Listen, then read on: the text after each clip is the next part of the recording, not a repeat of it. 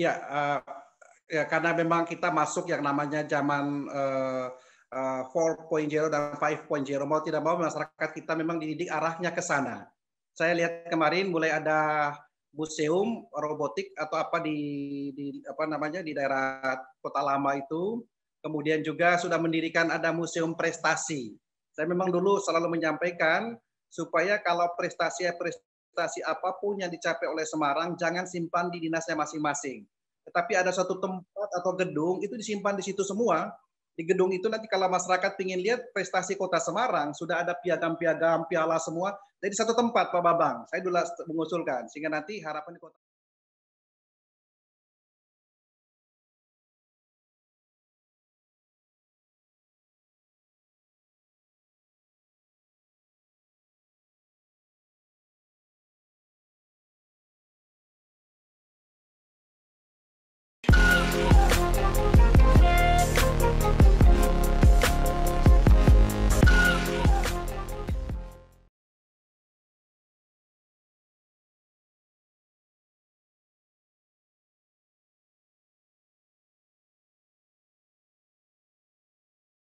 Bersama saya Bambang Sadono di channel Inspirasi Jawa Tengah. Mudah-mudahan channel ini bisa memberi inspirasi, memberi motivasi, edukasi, informasi, dan syukur bisa memberi solusi.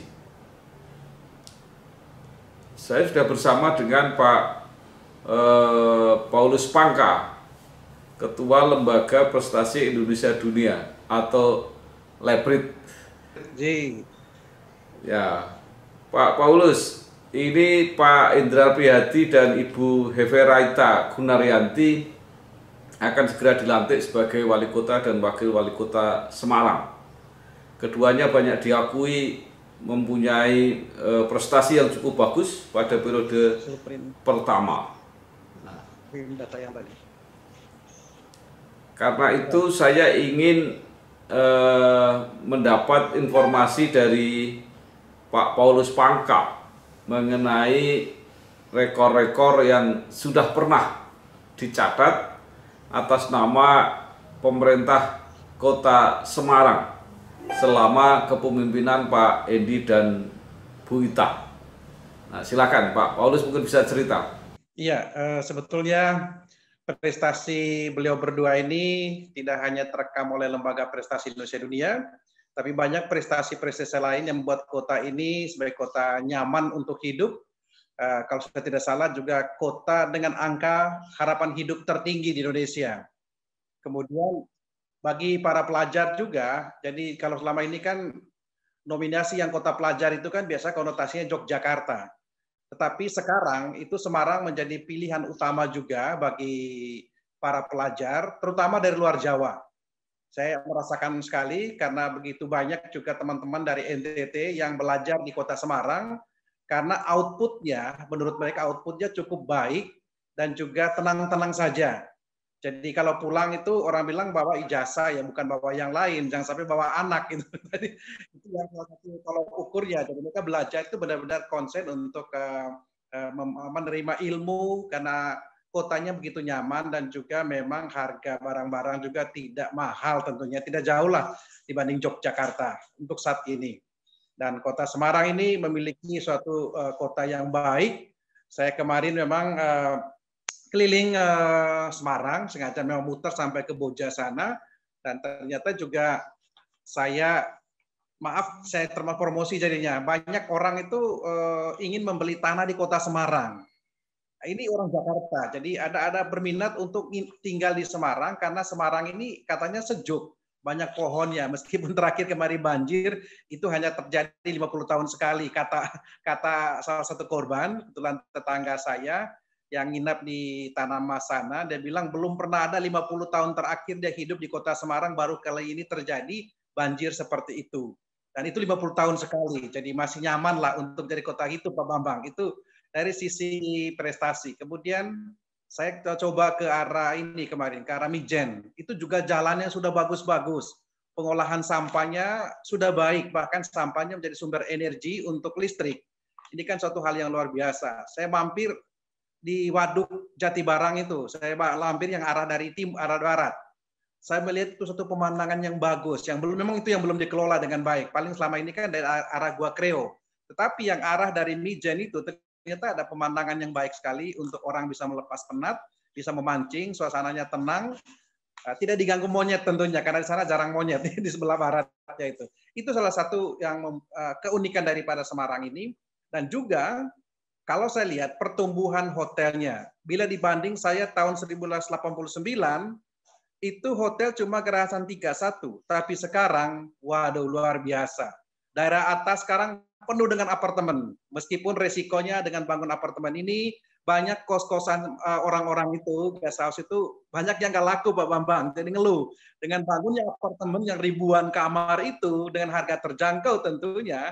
Nah ini yang membuat teman-teman yang punya kos itu ya memang agak tergerus ya gitu. Jadi ini salah satu situ yang saya lihat menyangkut Semarang.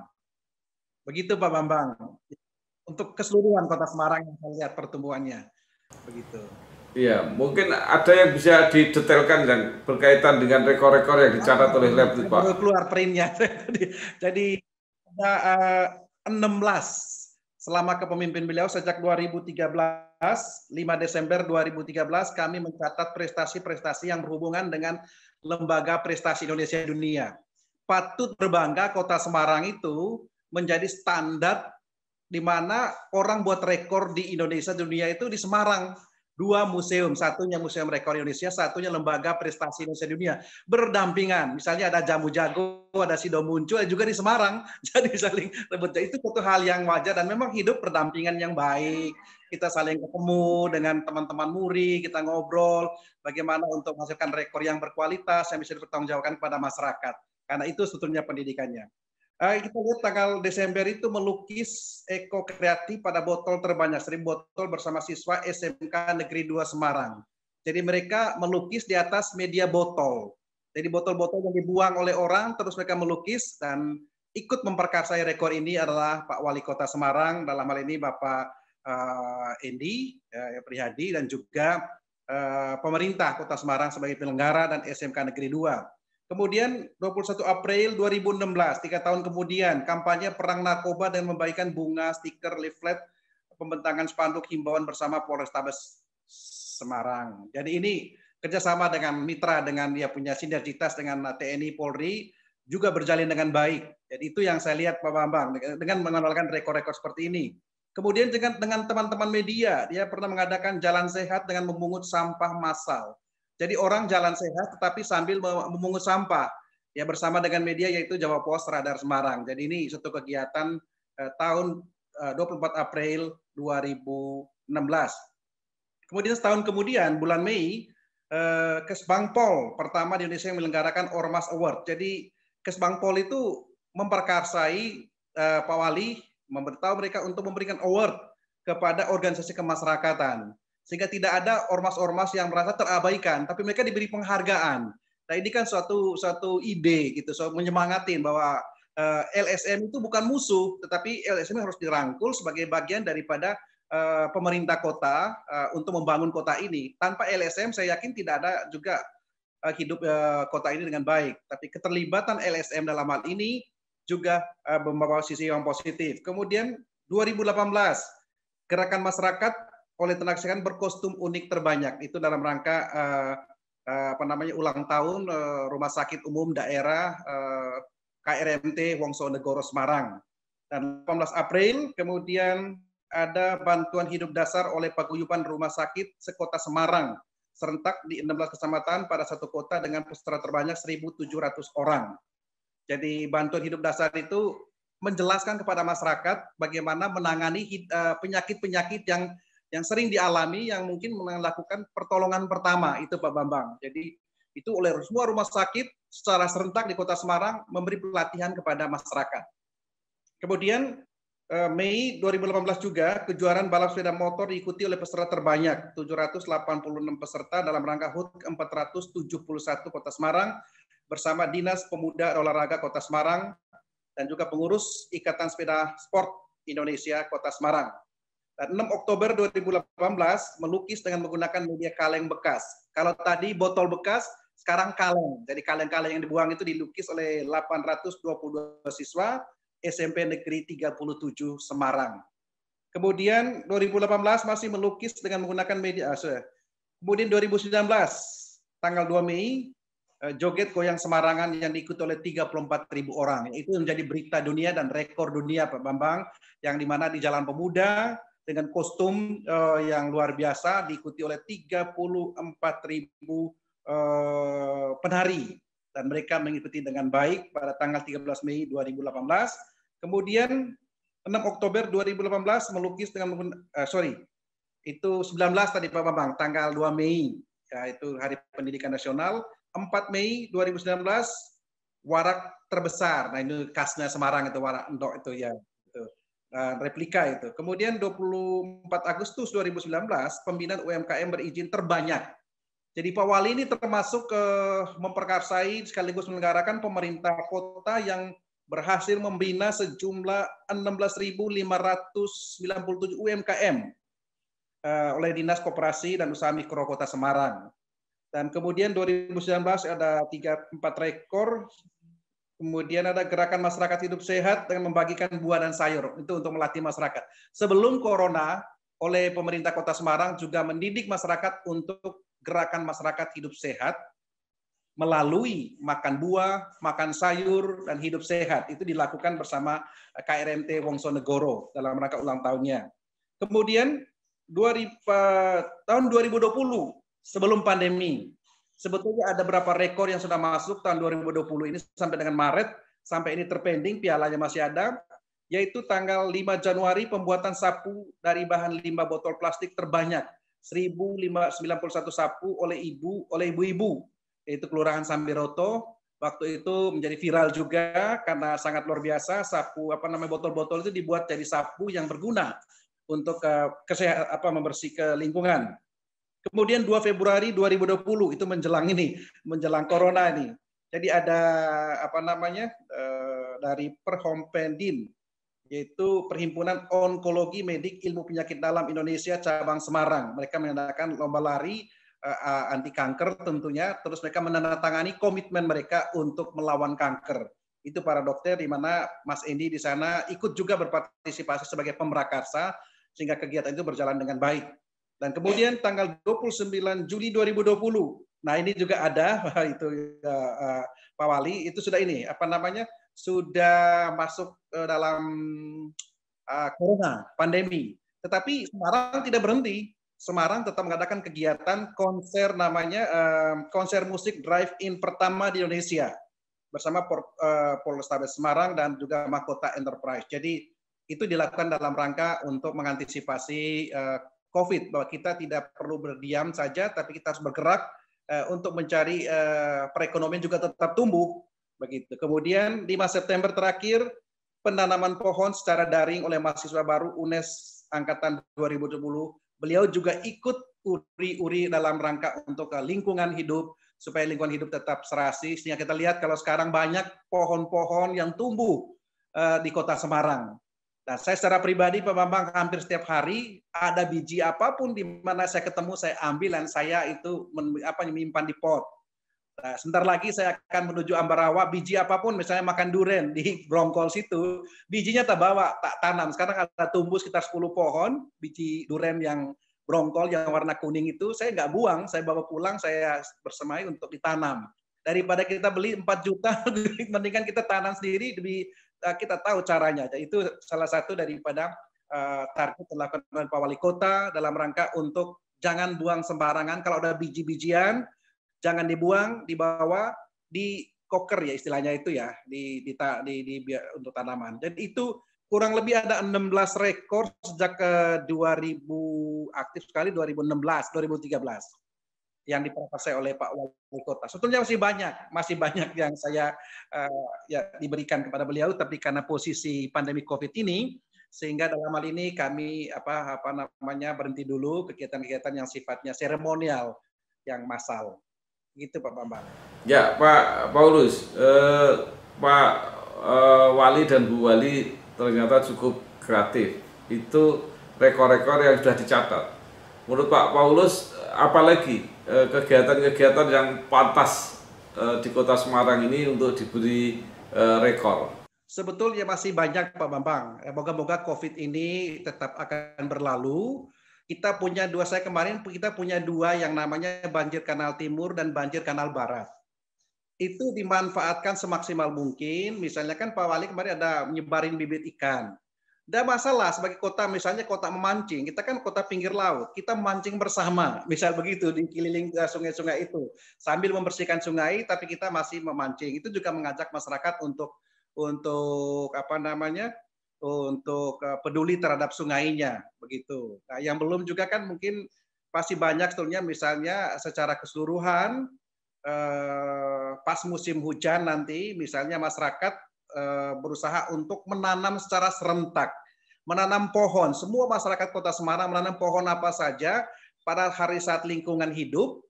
Jadi masyarakat satu keluarga satu pohon. Nah, berapa warga Kota Semarang jumlahnya mereka menanam pohon, itu kan satu cara Pak Bambang. Begitu. Atau mungkin empon-empon. Pak Wali tinggal instruksikan semua kelurahan yang ada di Kota Semarang, masyarakatnya pada hari saat misalnya hari jamu, belum nggak tahu hari jamu ada belum ya, hari jamu Indonesia, nanam jahe di rumah masing-masing atau pot. Terus bibitnya dari mana? Kan ada, kita punya Pemkot, ada apa namanya dinas perkebunan, disiapkan bibitnya. Kalau tidak ada, di drop di kelurahan-kelurahan atau masyarakat sendiri. Kan sudah di woro-woro dulu sebelumnya bahwa nanti pada saat lingkungan hidup Kota Semarang seluruh warga berapa kakak jumlahnya mereka menanam empon-empon secara serentak. Nanti dievaluasi perkembangannya. Seperti lakukan UNES kemarin, itu menarik Pak Bambang. Anak-anak yang lagi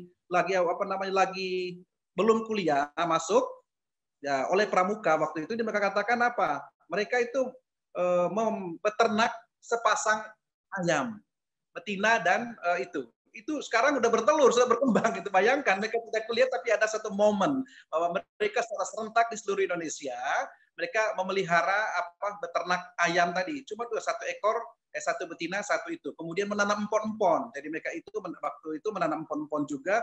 Semua sekitar 7.000 atau 8.000 mahasiswa UNES baru itu secara serentak di seluruh Indonesia melalui media daring kita lihat dan secara otomatis mereka nanam. Mereka diperlihatkan dia punya ayam-ayam. Sekarang sudah berkembang ayam-ayam mereka karena mereka itu sebagai kenangan mereka ayam rekor gitu. Jadi pasti banyak sebetulnya Pak Bambang gitu. Pak Paulus, ya. Pak Wali Kota ini kan sama dengan Pak Paulus lulusan alumni Unika Sugiya Pranata ya. Mungkin cuma beda fakultas saja. Itu satu angkatan atau siapa yang lebih senior? Adik kelas sama Mbak Tia. Jadi Mbak Tia 80, saya 89. Jadi pas seperti itu. Jadi hampir bersamaan ya. Ya, Pak Paulus sebagai warga Kota Semarang ya, khususnya sebagai pencatat rekor prestasi ini, apa yang masih diharapkan pada kepemimpinan Pak Hendy dan Bu Eta pada periode kedua ini? Ya, karena memang kita masuk yang namanya zaman 4.0 dan 5.0, mau tidak mau masyarakat kita memang dididik arahnya ke sana. Saya lihat kemarin mulai ada museum robotik atau di daerah Kota Lama itu. Kemudian juga sudah mendirikan ada museum prestasi. Saya memang dulu selalu menyampaikan supaya kalau prestasi apapun yang dicapai oleh Semarang jangan simpan di dinasnya masing-masing. Tetapi ada satu tempat atau gedung itu disimpan di situ semua. Di gedung itu nanti kalau masyarakat ingin lihat prestasi Kota Semarang sudah ada piagam-piagam, piala semua. Jadi satu tempat Pak Babang, saya dulu mengusulkan sehingga nanti harapan di Kota Lama itu yang sekarang ada itu tidak nanti disimpan di dinas kesehatan, simpan di situ piagam, tapi simpan di sana semua. Yang penting adalah prestasi Kota Semarang, baik prestasi dunia yang pernah didapat oleh pemerintah itu disimpan sehingga kalau orang ingin tahu di mana prestasi Kota Semarang di samping tentu di media sosial, tetapi juga wujudnya nanti ada di Museum Prestasi Kota Semarang. Itu harapan saya.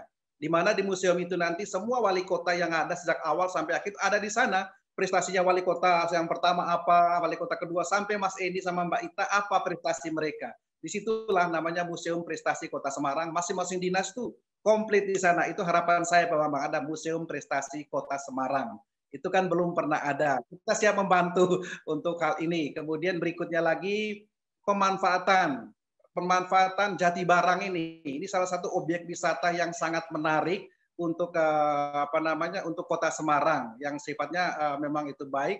Di kelilingnya itu kalau dibuat jalan keliling itu di pinggirannya itu sangat bagus dan saya kira akan memberikan pendapatan untuk Kota Semarang. Itu Pak Bambang. Kalau soal jalan-jalan saya sudah pantau Pak Bambang ya sudah bagus. Dan apalagi sekarang ada si Mas siapa namanya itu pemantau jalan itu si Apit Untoro ya. Jadi mereka keliling. Jadi kalau ada jalan berlubang itu ada 8 orang kalau nggak salah dari Kota Semarang itu akan mereka pantau. Kalau ada yang berlubang jalan langsung dikirim, klik ke PU, langsung dibuat hari itu juga jalan itu dibagusin. Jadi ini kan satu cara yang sangat luar biasa. Di samping kesadaran masyarakat LSM tadi, kalau dia melaporkan itu ke dinas PU dan PU langsung turun, jadi tidak ada yang namanya jalan berlubang di Kota Semarang. Baru satu-satunya di Kota Semarang yang ada yang namanya itu lembaga pemantau jalan. Jadi mereka hanya pantau jalan saja Bapak. Jadi ini kan tumbuh dari masyarakat. Jadi tumbuh dari masyarakat ide kreatif ini. Saya mau beri penghargaan kepada Apit Untoro. Dia yang punya ide di mana masyarakat memantau jalan. Nah kalau saya dulu dengan teman-teman pernah membentuk barisan penagih janji. Jadi barisan penagih janji itu kalau presiden janjinya apa, kalau enggak kita selalu naikkan terus. Janjimu dulu ini tapi belum terrealisasi, namanya barisan penagih janji. Tapi ini belum berjalan. Untuk mengingatkan saja, tapi yang prakteknya kan seperti tadi. Ada dari pemerintah kota yang selalu keliling di Gunung Pati, di kecamatan mana, lihat jalan-jalan itu apa yang belum itu. Tapi sebagian besar memang sudah bagus untuk penyelesaian masalah juga eksekusinya cepat. Hanya mungkin memang ada yang eksekusinya belum terlalu mendalam, dalam arti misalnya bangun talut, tapi talut dibangun asal di atas saja, begitu banjir datang, propos, lubang lagi, proyek lagi. Nah ini yang tidak boleh, ini yang harus diperhatikan untuk kedepannya. Begitu Pak Bambang. Ya, baik Pak Paulus. Kota Semarang juga punya prestasi, punya 2 lembaga rekor ya, Muri dan Leprit. Nah, itu harusnya seperti apa? Apakah juga dibuatkan museum khusus gitu? Seperti apa Pak Paulus? Ya, kalau saya Pak Bambang memang sudah siapkan, saya punya lahan di Durenan itu karena saya konsepnya gedung di alam yang ini, alam terbuka. Jadi ada 200 pohon jati yang sekarang umurnya 15 tahun di daerah Tembalang, itu dikonsepkan nanti semua foto-foto atau yang terekam oleh Lembaga Prestasi Indonesia Dunia ini nanti akan disimpan di situ. Jadi kita sudah buat tekniknya bagaimana supaya air tidak masuk. Jadi semacam pohon, rumah pohon. Tapi di sana nanti itu akan foto-foto yang berhubungan dengan atau gambar atau berita media yang berhubungan dengan prestasi rekor yang ada di lembaga ini supaya itu supaya orang bisa lihat di samping melalui website, kemudian di samping ini ke depannya. Dan itu nanti menciptakan suatu tempat wisata baru Pak Bambang. Ini saya lagi rancang supaya orang itu bisa betah di bawah pohon jati yang rimbun, besar, terus orang bisa melihat prestasi-prestasi orang Indonesia, kemudian juga bisa mereka sambil ngopi. Saya udah kontak memang untuk khusus kopi Indonesia, kita buat kafe di sana. Ini salah satu spot wisata untuk Kota Semarang, tapi melalui Lembaga Prestasi Indonesia Dunia, di mana karya-karya anak bangsa bukan hanya dari Indonesia tapi juga di luar negeri kita pajang di sana jadi wisata edukasi. Itu Pak Bambang. Ya Pak Paulus. Kalau museum rekor ini mencatat tidak hanya Indonesia dan bahkan juga dunia, kan juga pasti prestasi yang lebih dekat Kota Semarang pasti akan juga mendapat prioritas di situ. Ya. Siap. Baik Pak Paulus Pangka, Sarjana Hukum, Ketua Lembaga Prestasi Indonesia Dunia Leprit yang sudah menggambarkan apa yang sudah prestasi yang sudah dicatat dan apa saja yang masih bisa dicatat dan apa saja yang diharapkan kepada Pak Wali Kota dan Ibu Wali Kota pada jabatan yang akan datang. Sekali lagi terima kasih Pak Paulus, sukses terus. Sama Pak Bambang, ya. Terima kasih. Ya, mentor saya Pak Bambang yang selalu mendidik saya. Sejak 89 sampai sekarang tetap menggelora terus semangatnya. Terima kasih matur nuwun. Ya, sukses ya, terima kasih ya. Sampai ketemu lagi. Makasih.